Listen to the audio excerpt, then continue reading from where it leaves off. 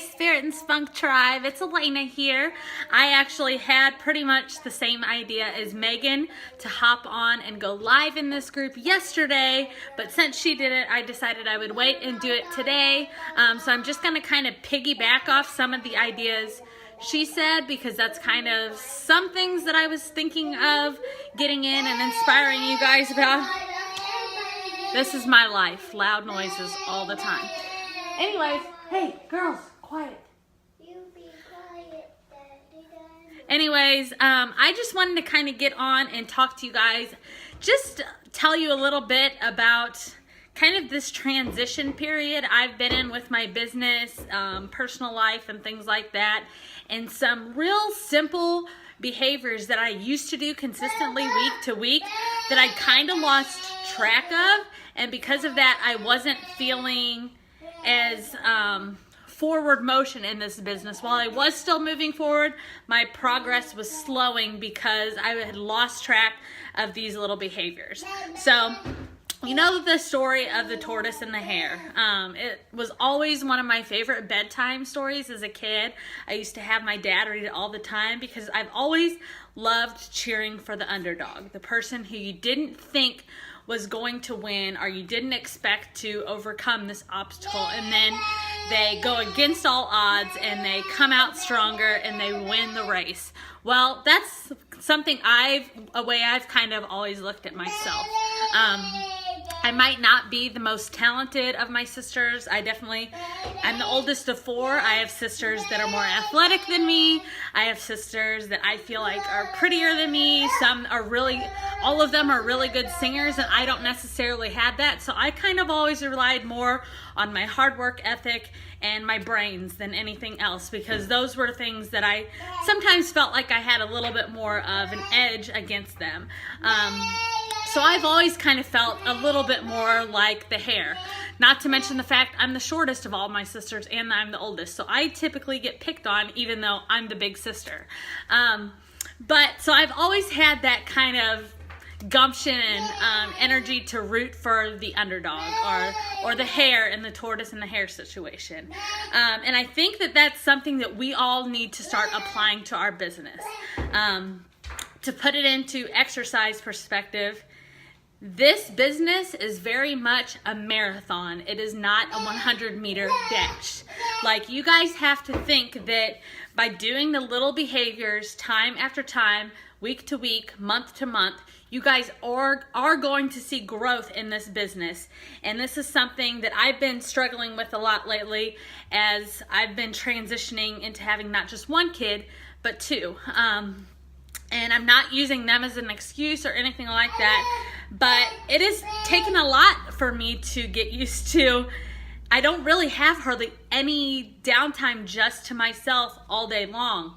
And so I'm having to find little pockets throughout my day when they're playing and content to try to work my business, when they're napping to try to work my business. I try to get a little bit done early in the morning before they wake up, but my baby has been a much earlier riser and she wasn't as good of a sleeper as my firstborn was, so that has been a huge transition. I stay up late at night and get a little bit of work done.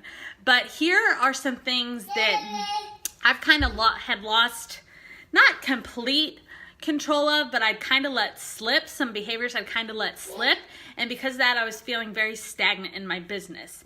So here are some things that I try to do on a daily or week-to-week basis to just consistently keep growing my network, keep connecting with new women. And I think that if you do these over time, you are going to see growth in this business. And those are to keep adding new friends, both on Facebook and Instagram. With Instagram, you can go to hashtags that you use and click and start following people from there. If you haven't gone through Instagram, you know how it connects to all of your Facebook contacts that are on Instagram. Go and follow every single person that you think is in your target market, because most of them will see that they know you and they're friends with you on Facebook and follow you back. So that's another way to get more people watching your stuff on Instagram.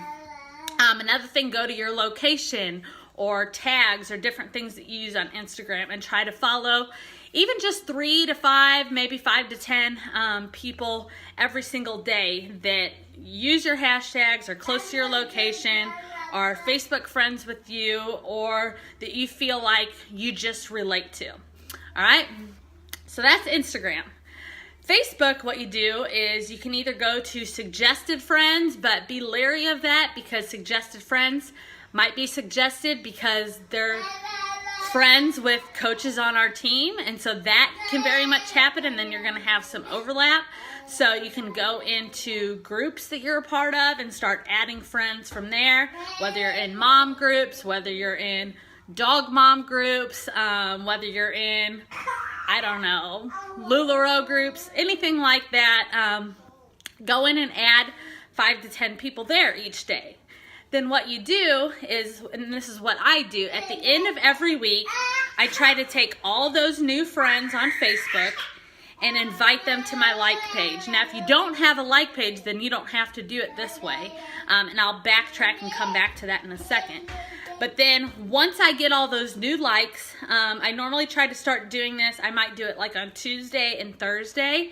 I go to Facebook and Instagram, and anyone who's been a new like on my page or a new follow, I just send them a short thank you message, thanking them for liking my page. And I'll post my scripts for both Facebook and Instagram because I have them different because different lingo works differently on each platform.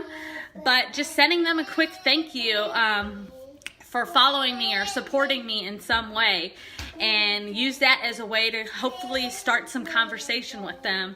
Sometimes I ask them if they have any health goals or if they're working on making health more of a priority in their life, because I do have active lifestyle in my Facebook and Instagram handles or whatever, so they know that I am an active person.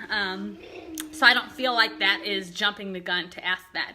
But anyways, just doing those little things. And I think that just by doing that, those behaviors, whether you do it every day or just have a set amount you want to get done each week, doing those consistently over time is going to help you grow your business, especially if you are doing the added task of reaching out to them and just trying to connect with them. Lastly, what I wanted to say is, I don't think a lot of you realize, Megan talked about where she was when she started this business, how much or how big of a success it is just to hit Success Club. Like when we first started, I mean, heck, even just a year ago on this team, sometimes Megan and I and maybe a handful of others were the only ones hitting Success Club consistently every month. Yes, Success Club 10 is great, but Success Club 5 is still really awesome too, or even just getting Success Club points is still, if you're doing that every month, you're still going to be moving that business forward. So don't worry, get caught up so much in the numbers, don't compare yourself to anyone else.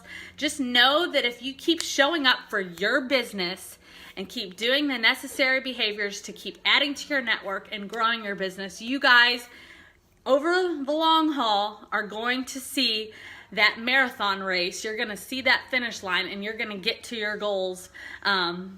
Whether it takes you 2 years, 3 years, 5 years, whatever. It doesn't matter how long it takes you. It just matters that you get there and that you do the necessary behaviors to build into yourself, build into your network, build into your team, and just help you to keep sticking with this, the business, the fitness, all of it, because we know that positivity and high energy and just overall wellness is what we're all about in this business. So don't get caught up in what she's doing, what he's doing, what I'm doing. Just worry about you, stick to your lane, and know that the only person you are competing against is yourself.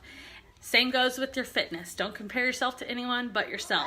They pretty much go hand in hand. So if you all have any more questions or anything, feel free to post those in the comments. But until then, I better head out before these rascals get any louder. And I'll be talking to you soon. Okay, have an awesome day. Peace. Love you guys.